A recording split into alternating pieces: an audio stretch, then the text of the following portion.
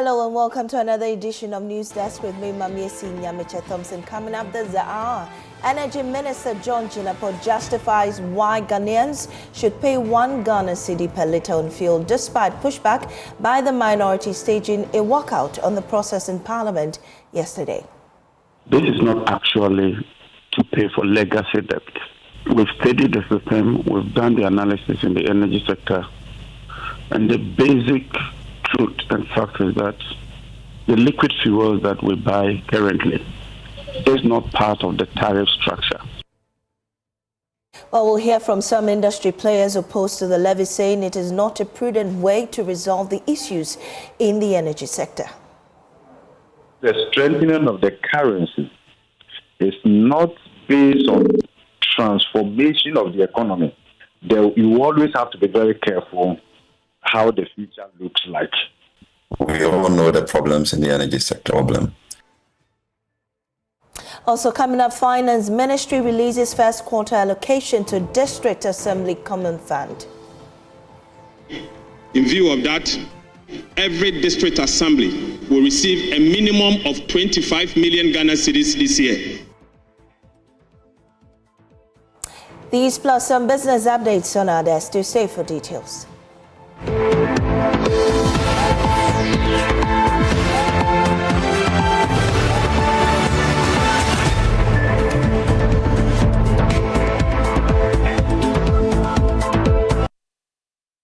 Well, we start from energy, and the Minister John Jinapor is defending the newly approved 1 Ghana cedi petroleum levy as a prudent fiscal intervention necessary to stabilize the country's energy sector. Mr. Jinapor says the proceeds will go into buying liquid fuels and not offsetting the legacy debt as earlier reported. The bill, which was passed on Tuesday after the minority abandoned the process, will demand that Ghanaians pay 1 cedi on every litre of fuel. We'll hear from the Energy Minister shortly and other stakeholders, but first a recap of how the process went in Parliament by James Aveji.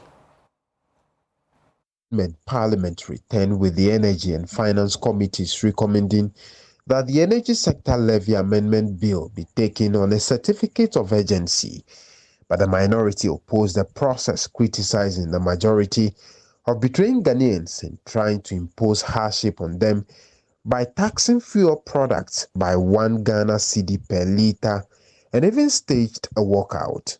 Let me start by saying that the minority is vehemently against this particular tax. Vehemently. Mr. Speaker, today we are standing with the Ghanaian people. Mr. Speaker, I am excited this particular debate is being beamed live for everybody to see. Every Ghanaian has seen that the majority is jubilating over an increment of taxes. Mr. Speaker, in this house, the key people who argued, the key people who argued in this house, Dr. Ato Forsen, my very good brother John Jinapor, and Mr. Adongo, the same people who were speaking against taxes are today the same people laying papers, introducing statements, and making arguments for new taxes. To say that all the taxes they abolished put together did not bring us 5 billion Ghana cedis. Put together did not bring us 5 billion Ghana cedis. This government is seeking to raise 5.7 billion Ghana cedis from the increase in the levies for petroleum products. Mr. Speaker, I said in this house during the debate on the budget that this government, in abolishing the taxes, was giving you something in your hand with the left hand, and they were going to take it back from your hand with their right hand. And not only take it from your hand, but take what was in your pocket in addition. And this I employ both of you to resume your seat. Humbly resume your seat. Mr. Speaker, you called me. The introduction of this new ESLA amendment bill stoked huge debate on the floor on Tuesday when the finance minister informed the House of some changes to this bill in order to impose an additional tax on all petroleum products, which we are learning that this bill, when passed, will impose at least 1 Ghana cedi on every liter of petroleum product drivers may be buying at the fuel station. The finance minister says this has become necessary in order to offset the energy sector legacy debt, which has ballooned to some $3.1 billion as at the end of March 2025. Honorable Speaker, to help raise additional revenue to fund the needs in the power sector, government is proposing an increase in export price of petrol, diesel, and related products. The impact will be absorbed by the gains made from the strong performance of the Ghana cedis. The Speaker, I repeat, the impact will be absorbed by the gains made from the strong performance of the Ghana cedis. And this will mean that consumers will not have to pay extra for the price of petrol and diesel beginning today. The minority has accused the minister of betraying Ghanaians when they said they have cancelled at least 3 levies, including the electronic levy, and turning back to introduce this new levy, which will impose some hardship on Ghanaians. The Energy Sector Levies Amendment Bill 2025 has been duly presented and read the first time. It is referred to the Finance Committee for consideration and report, including the determination of whether or not the bill is of urgent nature. Mr. Speaker, with all the justification, what stopped him from engaging this side of the House?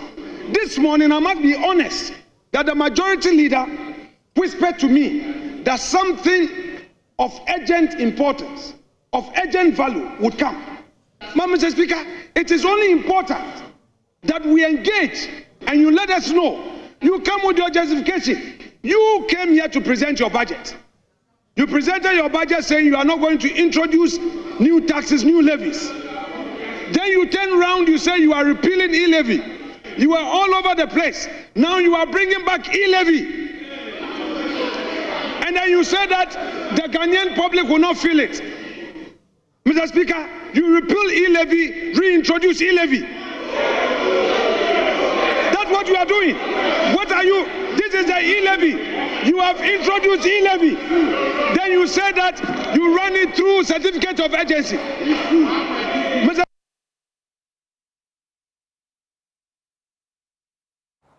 So that's how it went down in Parliament yesterday. But is this really a new tax? We understand that it was subtly placed in the budget presented earlier this year. Let me bring in our in-house data analyst, Kofi J, who is also a member of our research desk, to give us more on this. Kofi, so is this really a new tax? Well, Mamesi, this is not a new tax. If you know ESLA, you should know that this is not a new tax. Under ESLA, there are different components that are supposed to bring in inflows to support the energy sector, and that we call the levies or the taxes under ESLA. And people are saying that, look, the finance minister didn't say anything about this levy in the budget. But if you pay close attention, what you see is that the finance minister sought review of some 10, acts, and including that 10, we saw ESLA, the 2015 act that was passed under President Mohammed's first stanza in terms of his government.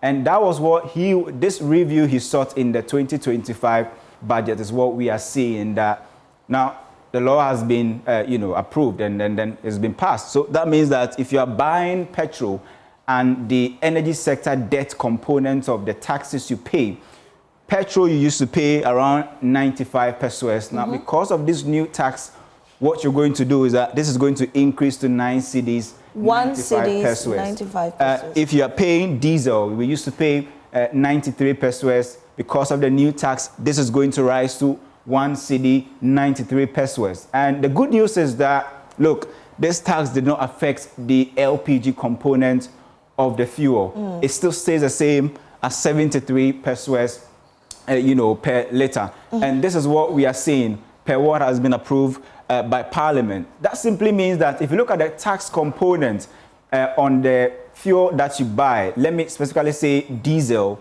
and petrol, you pay currently 3 cedis 26 pesos as taxes, levies, or margins on the fuel you buy. Per liter, you pay 3 cedis 26 pesos. Now, if this new law, which has been passed, takes effect, that means that this 3 cedis 26 pesos you pay as taxes, levies, or margins is going to increase to 4 cedis 26 pesos, up by 1 cedi per liter. So if you buy 40 liters, you have tax of 40 cedis to pay. Now, you asked a very simple question, whether this tax is new. And in fact, the finance minister, when he said he was seeking review to the ESLA Act, we were all asking ourselves, what is really going to happen to ESLA that the finance minister wanted a review? But they've spoken. They said that if you look at the numbers and the data pack that is outside, what you see is that there is that significant windfall in the energy sector, especially in the petroleum sector, where if you look at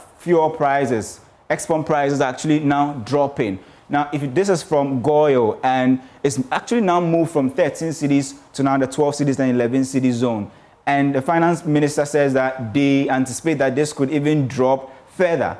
And as a result of this windfall, they say that, look, if you are going to enjoy, let's say, 4 cedis as a result of this windfall, give government 1 cedi out of that to support the energy sector to actually curb, let me say, doomsday. Now, this is dropping, and what you can see is that you can see a nosedive in the export prices. They are not just looking at this, but on the global scale, there is also what is happening where, I mean, Brent crude prices are also dropping now around $64 to $65 or $68 per barrel. But the key question is, has our fuel prices at the pumps reached fair value? And this is the data that we got from the Energy Commission that points to the fact that we are nowhere near fair value. When we say fair value, the usual, where it's supposed to be. Now, if you look at this side, from 2022 to 2024, when we experienced the economic crisis, fuel prices went up, and the rate of change around this time was a bit peculiar, was an outlier. That means that if we had maintained what we saw from 2000 to, let's say, 2020 COVID period, fuel prices around this time should be around 8 cedis, 50 pesos, or 9 cedis. Currently, it's around 11 cedis, something pesos, or 12 cedis. It simply means that we are not at fair value of 8 cedis, 50 pesos now. So people are asking, why don't you wait until we get to the fair value of 8 cedis, 50 pesos before you impose this margin? But the finance ministry or the government is hopeful that maybe we'll get to that single digits. But you asked a very simple question, Mami. Yes. This tax, is it new? It's not new. ESLA has been on our books for a number of years, from 2016 till now. ESLA has been bringing in inflows. And we have fresh data. This is an exclusive data that we have from the Ghana Revenue Authority, and that points out to the fact that even the first 5 months of the year, ESLA has actually brought in 2.1 billion Ghana cedis as inflows. ESLA alone. If you look at the debt recovery part of the ESLA tax from 2016 to May 2025, we've been able to rake in some 19.1 billion Ghana cedis to support energy sector debt recovery. If you look at the energy sector as a whole, recovery, and this is from the GRA, from 2016 to 2025, that's about 4.2 billion. In total, ESLA has brought in some about, let's say, roughly 30 billion Ghana cedis into the, the government kitty since 2016. So the question is, if we really wanted to solve the energy sector crisis with ESLA, and we've raked in about 30 billion Ghana cedis from 2016, where has the money actually gone? Which is what I was going to ask. Really solve the energy sector crisis? Of course, definitely, the argument has been that, look, we use the money to pay the downstream petroleum, debt. But what about the energy, the power side, where we know that because of forest losses and under recovery, the power side is where we suffer even the most, where the finance minister has said that if you look at the legacy debt, it's around $3.1 billion, and payments, or how much we even need to buy fuel to, for our power plant to generate, power or electricity, is around $1.2, $1.3 billion every year. The key question is, we've been collecting ESLA for a number of years. What did we really do with that money to make sure that maybe we did not get to this point where we need to have another levy?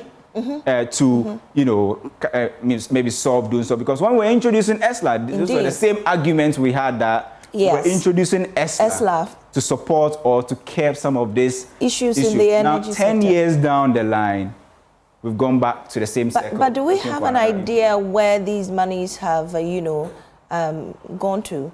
Or is there any form of accountability by government? That is the forward-looking thing that we are looking at. We are actually digging through the ESLA report, trying to see the exact thing that, those monies were used for. But don't forget that even under the domestic debt exchange program, there were bonds in the name of ESLA that were restructured, which means that definitely there's a component that was actually collateralized to bring in more inflows. Exactly. And you could see that maybe what we really wanted to do with ESLA, we did something all right, but in terms of 360 view of the energy sector, maybe the monies didn't go to support the energy sector as was, outlined when it was being introduced. Okay, so with this new, let me say, it's not really new, levy, do we know how much is going to accrue to government, maybe on a yearly basis? The energy minister tells us that we don't know the period within which we are going to pay, whether it's going to last forever or at some point there will be some reviews. We do not know moving forward, but we hope it will be taken up. But for now, do we know how much is going to accrue to government? So the range is known to us is about 5.5 to 5.7 billion Ghana cedis. This is the range that government is looking at. Right. The upper part is about 5.7 billion. Let's say lower part about 5.5 billion Ghana cedis. All right. And many have said that, look, you took away e-levy, which was bringing in roughly, let's say, 2 billion Ghana cedis and other taxes. Maybe you could have just maintained those taxes and not even introduce this one. But the way and manner, taxes on export prices are, you definitely are not able to maybe dodge that tax. Well. And the government is hopeful that when they collect this money, it's going to increase the debt recovery part of the ESLA. Well, that's where the minister has been clarifying that it really is going to buy liquid fuels. But we'll get more from the minister. Thank you so much, Kofi, for that insightful presentation. Well, we can hear now from the Energy Minister, John Jinapor, who's been explaining on the Super Morning Show that government refrained from introducing the levy when it assumed office due to the high cost of petroleum products at the time, hovering around 16 cedis per litre. This is not actually to pay for legacy debt. What we are doing is that we've studied the system, we've done the analysis in the energy sector, and the basic truth and fact is that the liquid fuels that we buy currently is not part of the tariff structure. And so when you and I pay for electricity, even if ECG were to collect the money 100% today, none of that money would go into the procurement of liquid fuels. Meanwhile, we require over $1 billion this year alone to procure liquid fuels, because we should have increased gas consumption or production years ago. It takes on average about 18 months to 2 years to put the gas infrastructure in place. That is even if you start today. And so this should have happened like yesterday. Finance Minister has been helping a bit, though with much difficulty in helping us to procure liquid fuel. And so what are the options available? Increase electricity tariffs, fall on the Finance Minister for non-existing money, or share the gains in the reduction of fuel prices. Bear in mind, when we took over, fuel was about 16 cedis. And so even with this 1 cedi, even as I agree with you that you will pay some 50 cedi extra, you will be saving 100 cedi extra or 150 cedi extra as compared to when we took office. And so yes, we would have wished to pass all the gains to Ghanaians. And that means that you would have to pay about 40 to 50% more in your electricity tariff situation. But governance is a balancing act. And that is why we are appealing to Ghanaians that will give you a reduction already from the 16 to about 13, which is about 3 cedi reduction. So that at 13 or 12, we can also use 1 cedi to sustain electricity for productivity. Whilst we take steps to increase gas consumption, reduce the losses, bring about efficiency. And already we are putting in place mechanisms that's showing that in the electricity sector we are seeing some positive results. Over the past few weeks, the electricity situation is stabilized largely. This amount covers about 60% of our fuel bills when it comes. While some industry stakeholders are already against it, some of the view that the levy is not an efficient way of dealing with the systemic failures of the energy sector. We can hear from Ben Boachi of ASEP. We all know the problems in the energy sector, but I'm not sure a one city imposition on the consumer at this point really is an effective way of addressing the problem. I heard the minister say that we've made some gains. Of course, we've seen a reduction in city terms, but the fact that this is essentially on the account of the appreciation of the city, it tells you that the value of the currency is still the same. So it's not a gain to the consumer unless you are trading in currencies. The city has appreciated, so its value remains the same. In fact, it's even the sector that gains, because if you are paying your dollar bills and you still keep those cedis and the city has appreciated that extent, what it means is that what you could do with the 98 pesos that we were collecting in the past regime or in the past window, you could actually do more with that. And it's the same even with the electricity tariff that we are collecting. So there is that gain at that side. But to slap an additional 1 cedi on the consumer, I thought was really on the high side. If you model that, essentially what you're doing is that for every time you fill your car, for just supporting the energy sector, you are paying almost 200 cedis. Also, economist at the University of Ghana Business School, Professor Bokpin, has also been reacting to the levy. He also spoke on the Super Morning Show. While the strengthening of the currency is not based on transformation of the economy, from structural transformation and productivity transformation, you always have to be very careful how the future looks like. Under the circumstance, I have a soft side towards this imposition, largely also because of the gains that have been conferred, especially in the export pricing formula, given the strengthening of the local currency. So to that extent, we can make a case for this levy. My considered view is that it's not supposed to be a permanent levy. It should be possible for the government to come back to the people of Ghana, to Parliament, and say that, look, we've seen the currency weakening. We have done the analysis. The pass-through will be felt strongly by consumers, and therefore we want to take this out. But under the circumstance, given the conferred advantage that has been created as a result of the strengthening of the currency, this imposition would not impact consumers significantly, while it also allows the government to make some fiscal gains to resolve the energy sector. Well, what's the Association of Oil Marketing Companies doing about this new levy? Dr. Rivers Nopong is CEO and he spoke on the AM show. Now, when we pick this whole scenario, obviously the pump price is going to go up vis-a-vis the already existing taxes. My members, which are the oil marketing companies, their margins are always shrinking. They are forced to shrink their margins just to compete. And nobody is talking about that. There are so many issues in the downstream sector which I expected this government by the 6th month to be discussing with the stakeholders. None of them, only for us to hear that there's 1 cedi slash, with no stakeholder engagement.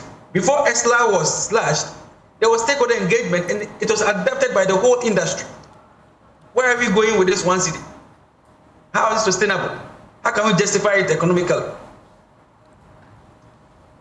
You've come through with a number of thoughts, and it's important that you mentioned that even before the introduction of this, there has been an energy sector levy. So this is a tuning up or an add-on. But let me just get your thoughts here. You say there are other options. What are those options from where you sit?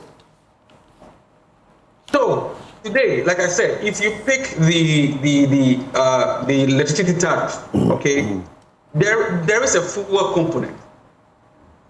Why don't you slice this 1 cedi at the fuel component in the electricity tariff? Obviously, that's where it's going to set. It's going to be used to buy fuel or to support the sector. So if you're adding on to another sector that contributes nothing to the power generation, where are we going with it? You know. So has PLC been consulted? Did the PLC say that that's not doable?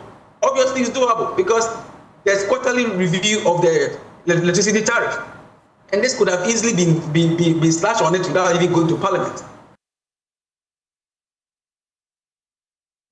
Well, we're still discussing the energy levy, and joining me on this discussion is Godfred Abelberry. He's General Secretary of GPRT, and I bet the question on your mind is, will this transcend or be translated into the cost of transportation?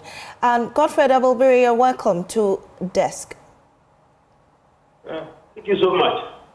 We're happy to have you here, but first of all, what's your initial reaction to this levy that was passed yesterday in Parliament? Well, I just want to believe that any reaction or any sort of action will rather cause more fear and panic to the traveling public. Just a few days ago, we had indicated a lot of reduction. And then if this one comes and then we begin to speak in a positive direction of further treatment, it will be an up and down discussion. So we think that preferably we'll wait for the federal to attend to the part of the law. And for that matter, we will now see whether it affects the pump price or it will not affect. And then our discussions off record from the ministry shows that the 1% might not change whatever figures of the fuel price that we are seeing. So we will not hasten to begin to be a bit pessimistic about it. We'll wait for it to see whether it will adjust the pump price before we can talk about another increment or otherwise. But Mr. Abelberry, there's the anticipation that fuel prices are going to drop further. You still aren't considering dropping the prices a little bit, at least until this takes effect? So that's what I'm saying now. If we were even anticipating fuel price reduction, and the ones that maybe have come, and then I said that right now, we cannot justify the decision as yesterday will automatically raise the pump price of the fuel. So we would actually wait patiently, because any discussion on that subject matter will cause more fear and panic to the traveling public. So with that, we think that we'll wait for it to see the pump reaction before we can decide as to what next to do. But before this bill was passed yesterday, what was the anticipation in reducing prices? By how much percent in your meetings? Well, the negotiation table, we made to understand that the fuel margin that was reduced was about 18%. And then there was also an expectation of another 9.6% reduction. So that's why the projection of reduction of affairs was not 10%, but yes, 15%. So while we are waiting for the next price window to come with the fuel price action, if that is not done, and then this might come. So the two things will give us an indication as to which direction we should follow when it takes effect. So are you saying that should this take effect and there are changes in the pumps, will you increase prices? We will not say that. In the topic on that, cause more fear and panic to our family. Come again, Mr. Abubiri. I hardly heard you. I am saying that any topic on that subject, but the moment it affects the food price, increase all of it, will cause more fear and panic to the family. Right. This is what Yes, yes. But just before you go, I mean, how is this also going to affect your operational cost? Should this take effect? Well, like I said, operational cost effect, yes. The impact is significant. That's the line we will draw. Fuel prices, when they are adjusted, it starts from the bill that up to 10% increment. Then the issue of fair increment will also be called for. Okay. So this immediate once the increment, if the adjustment doesn't go to 10%, will not, but right, unless it's like there are some. Unfortunately, the line with the Godfred Abubiri, General Secretary of GPRTU, is unstable, but I think the point has been made. They're waiting for this levy to take effect, and then they'll make a decision on whether the prices will go up or not. Well, you can continue the discussions in your home. But away from that, Finance Minister Dr. Kassia Atoforsen has announced the disbursement of more than 900 million Ghana cedis to District Assembly's Common Fund as the first quarter allocation for 2025. Addressing Parliament on Tuesday, he said the transfer was made on Monday, June 2, from the Consolidated Fund, reinforcing government's commitment to decentralizing the local governance. Let's listen. Is taken in recent years have regrettably undermined the capacity of MMDAs to respond effectively to the pressing needs of our people at the local level. Right Honourable Speaker, in the past 8 years, a paltry 40% to 50% of transfers to the Common Fund were disbursed directly to the district assemblies, thereby denying MMDAs the ability to spur local economic development. Mr. Speaker, the government under President John Mahama is resolute in its determination to reverse this trend. We are committed to adequately resource MMDAs and ensure that effective and accountable utilization of these resources are maintained at all times. In line with our promise to revitalize the local economy, President Mahama's administration has prioritized improving financial strength of the district assemblies. I wish to commend members of this House for endorsing, as part of the 2025 budget, government proposal to ensure that a minimum of 80% of allocated District Assembly Common Fund resources are transferred directly to MMDAs. Speaker, in view of that. Well, what does this mean for development at the local level? Let's speak to Andy Bediako. He's a local governance expert and former MC for German South, also a former administrator for National Association of Local Authorities of Ghana, NALAG. Mr. Andy, grateful to have you here with me. How do you respond to this? Have you acknowledged that this has been received by the assemblies? Good morning, Mawisi. Good morning. Thank you very much for having me. I think I will first of all commend government for this bold decision. It's a good decision for our decentralization.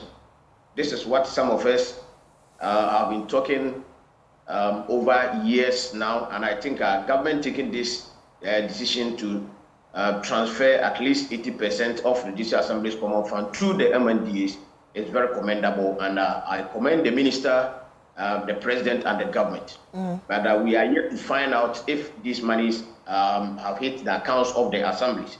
So after the checks, we will also check from the assemblies if really, as he said, at least the minister is proposing that every year, especially this year, 2025, the MNDAs will receive not less than 25 million Ghana cedis. And I believe if the government is able to do that, it's going to help the assemblies for them to take their own decisions. Because if you look at our policy track our decentralization policy trust. We've been talking about political decentralization. Normally, governments over the years are able to achieve something to that level. Then the administrative one, decentralized planning, the physical decentralization, local economic development, and the popular participation. So if you look at all these trusts, where normally governments are unable to perform as expected of them, is the physical decentralization.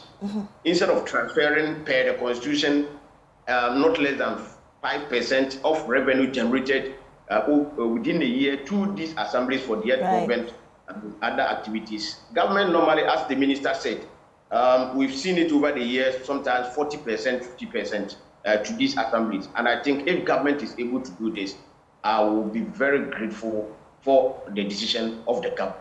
Well, the key question here is how the monies will be disbursed, especially development at the local level, the construction of roads and other infrastructure that's supposed to, progress those local communities. Well, in your opinion, how should those monies go and how will it be accounted for? Yeah, I think government has also added guidelines for the usage of these amounts that the government intends sending to the assemblies.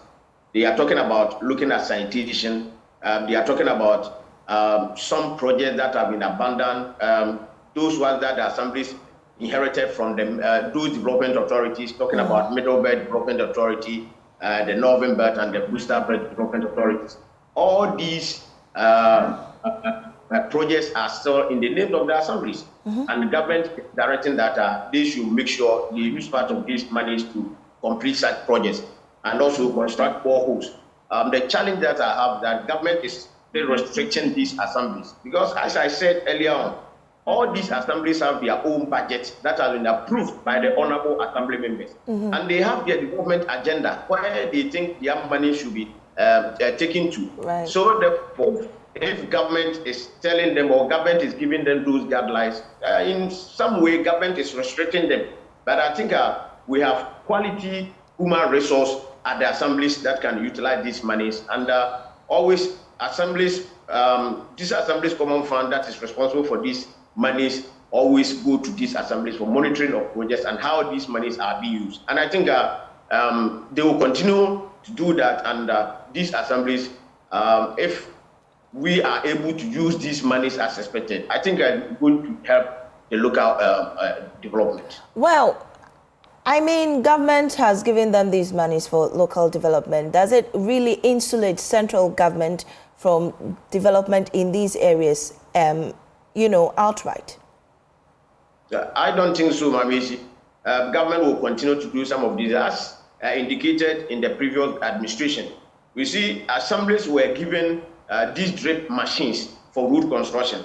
That doesn't mean that central government was still not doing roads. Central government was doing, we have urban roads authorities, we have highways, and we have feeder roads. They are all still in the assemblies and they are working. So government sending these monies to the assemblies doesn't mean that government will renege on its mandate to develop the country.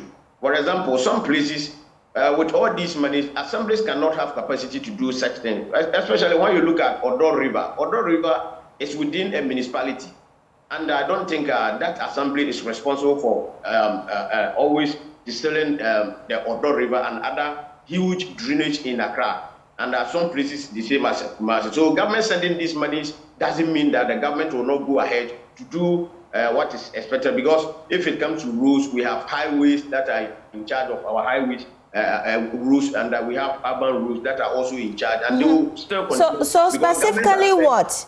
Because these are supposed to be localized problems, but from what I'm hearing now, essentially the larger chunk still lies with central government. So specifically what should the monies be used for? Where will they be going? I think challenges at the assemblies are very enormous. You see, some assemblies cannot even generate about 300,000 Ghana cedis a year. It's very disheartening. If you go to some places, the assemblies can, the money that they can generate from their IGF is around 200,000, 300,000 within a year. And some assemblies can also generate about 50 million, 30 million, 40 million. So my challenge here is that Now the minister is saying he's going to give flat amount to all the assemblies, 25 million, meaning some assemblies are still going to suffer and some are also going to benefit. So I was thinking that the guidelines, have been saying this for quite a long time. Some assemblies are supposed to be given a lot of money as compared to those who are able to generate their revenue from within. But the argument has also been that those who are able to generate more also spend more. Because you are talking about population size, you are talking about the level of development, you are talking about economic development of the area, then you are talking about security of that area and all those kind of things. For example, if we all know that challenges are happening in Boko area, and if you leave all these things in the hands of the assemblies, even the 25 million that you are giving to Boko Municipal Assembly cannot be enough for other development agents, development purposes. And currently, most of the challenges that assemblies face in this country is the chieftaincy issues. Every assembly in Ghana faces these chieftaincy issues one way or the other.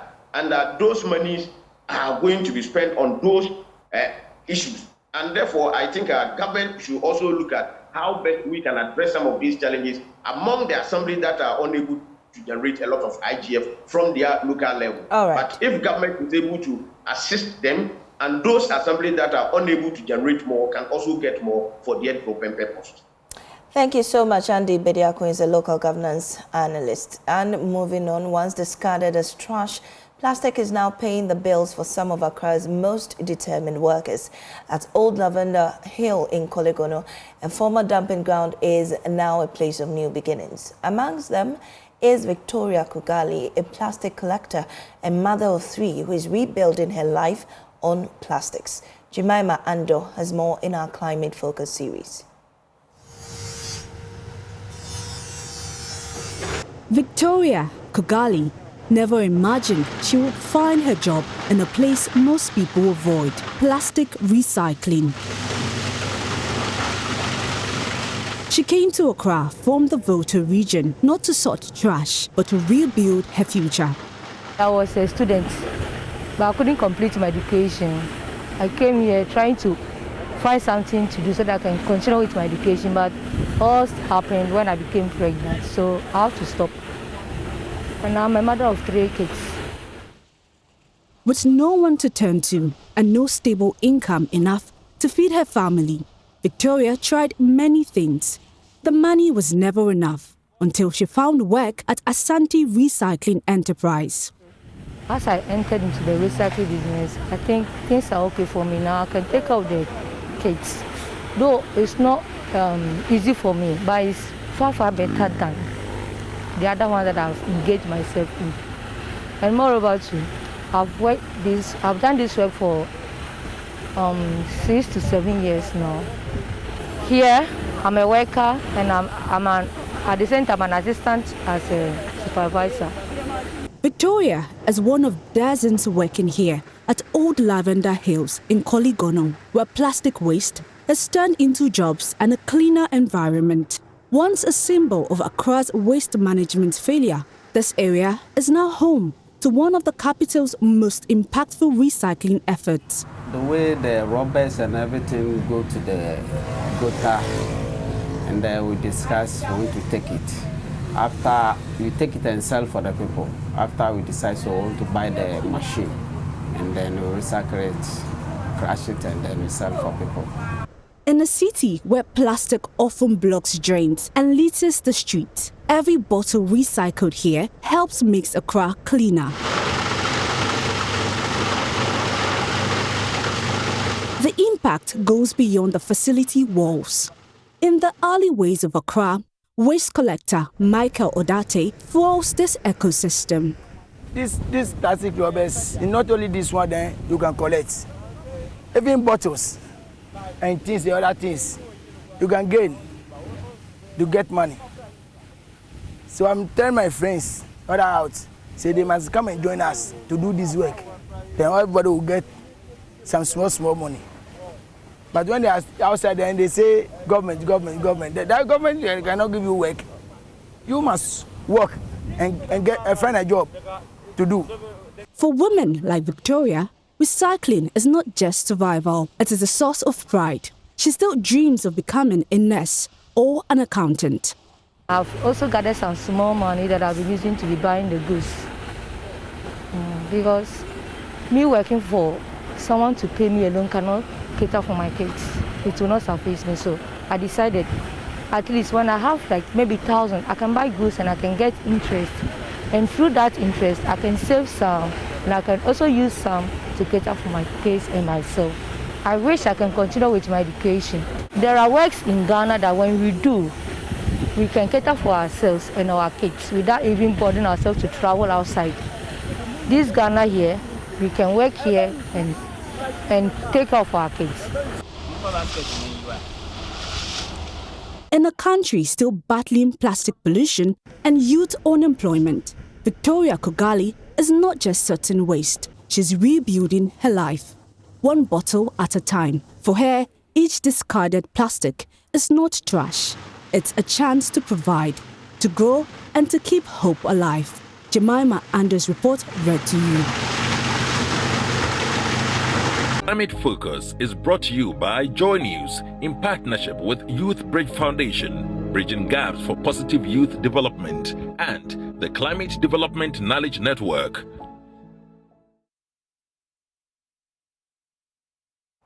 The Food and Drugs Authority has indicated that no form of tobacco is safe for human consumption. According to the Director of the Tobacco and Substances of Abuse Division of FDA, Dr. Olivia Jukuma Boateng, all tobacco products contain nicotine, an addictive agent, and other chemicals harmful to the human body. Fred Kwame Asari reports. The youth has been identified to succumb to a coil by industry to project tobacco in other forms as safe for human consumption compared to regular tobacco, cigarettes. This has led to growing use of shisha, vaporizers, and other tobacco products among Ghanaian youth. The Food and Drugs Authority, however, debunked the assertion, warning against the health hazards of consuming tobacco in any form. Dr. Mrs. Olivia Boateng is the Director of the Tobacco and Substance of Abuse Division of the FDA. There's no safe form of tobacco use. So we are talking to the youth because we have realized that the combustible one or the regular tobacco is no longer the trendy thing. What is trending are the vapes. They are vaping, they are doing the shishas, and we are telling them these are not reduced forms. There is actually no safe form of tobacco. Whether you sniff it, you inhale it, you chew it, if they are gums, they are all not safe. So they should desist from using all these products. Nicotine is very addictive. Once you start, you get hooked on it. Tobacco is actually a gateway to using all the hard drugs.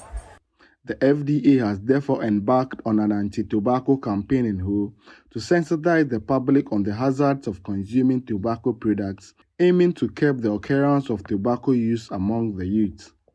The Volta Regional Director of the FDA, Gordon Akurugu, said his outfit will not relent on efforts until tobacco consumption is completely eradicated. But there's a good thing is that regulation is about three pillars: the consumer, the manufacturer, the importer, and then the regulator. We have done our part. Then it is on the consumer to also decide. And that is why now it is coming down, because they are seeing a lot of pictorial. You're still watching Joy News Desk with me, Mami Sinyamicha Thompson. We'll take a break and we'll return with business.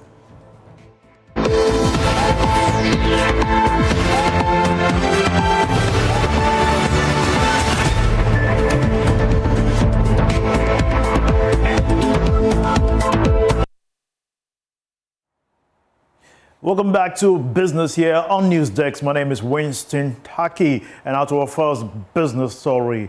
Inflation for the month of May 2025 has dropped significantly to 18.4% year-on-year from 21.2% recorded in April 2025. The Ghana Statistical Service attributed the sharp drop to reduction in transportation fares and decline in non-food inflation.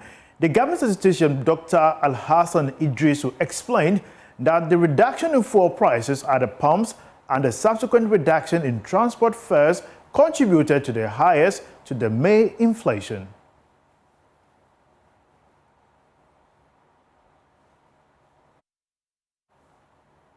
Now, away from that, the Chamber of Oil Marketing Companies has dismissed allegations that its members are not adequately reducing fuel prices in accordance with the deregulated pricing framework established by the National Petroleum Authority. In a press statement, the Chamber clarified that it is misleading to base the fuel price adjustment solely on the performance of the Ghana cedi against the US dollar. It emphasized that the several other factors influence fuel pricing, and focusing on exchange rates alone presents an inaccurate picture. There is more in this report. The Chamber of Oil Marketing Companies pointed out that even though the recent appreciation of the cedi is a relevant development, it represents only one component influencing the final export prices. It said the assertion that export prices should automatically decrease in direct proportion to the appreciation of the local currency is a misconception that overlooks key operational realities. The statement said that fuel prices are influenced by taxes and levies, ex-refinery price, as well as marketers and dealers' margins. Additionally, it explained that some oil marketing companies are currently retailing fuel procured during the previous pricing window at higher ex-refinery cost. This development is said stems from the fact that the deregulated downstream market is both saturated and intensely competitive, with many retail outlets operating below optimal throughput levels. In another development, the Ghana Bauxite Company is convinced the construction of a bauxite refinery in the country will ensure bauxite being rejected by an international market will be made useful locally and for export. By the existing agreement with off-takers, about 48% of alumina content is projected for export, hence dumped in the mines selling in Ghana.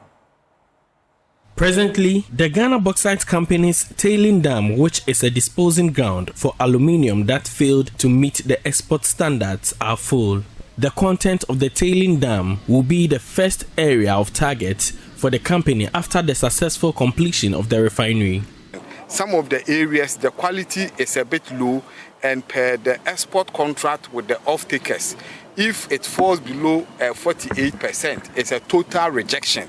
But if you have the refinery, 48% alumina content can still be refined. If you look at straight ahead here, our tailings dam, the dam is full. The tailings in the dam is about 47% alumina content. So if you have the refinery, we can turn all these 47% alumina content and refine and get money and contribute more to the GDP. In 2022, the IOP Group acquired 80% shares of the Ghana Bauxite Company Limited, marking a significant milestone in Ghana's mining industry. The group has since invested $122 million in infrastructure upgrade and resolution of operational inefficiencies, leading to an increase in the company's bauxite tonnage to 1.8 million. General Manager Alexander Jedu speaks of work done so far. We've identified the area where we'll be establishing the refinery. We've contacted Water Resources Commission, we've contacted Forestry Commission, we've contacted key stakeholders for us to be able to secure the land. As we speak currently, Lands Commission, Valuation Department of Lands Commission is assessing the values of the properties on the land. And hopefully by the end of June, we'll have access to this valuation report. Meanwhile, the Western North Regional Coordinating Council has assured of support for the Ghana Bauxite Company's plans to build a refinery in the area. Regional Minister Robert Petty Brentun speaks after a tour of the area. And I'll urge the company to go on with the corporate social responsibility agenda that it has. Because I know very well that there are many things that they've done for the catchment community. But I want to assure them that we will still put our ears down. If there is something going untoward, we shall intervene. For Joy News, Nana Ojima, Awaso.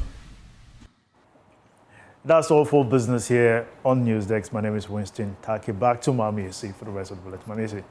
Thank you, Winston. The way you're smiling, looks like this levy won't affect you. It Oh, you are buying fuel. Oh, you don't buy fuel. I'm telling you, this levy probably many were saying it was actually soon for it to come into light, and the swiftness of passing it on to consumers is another conversation. The government needs the money.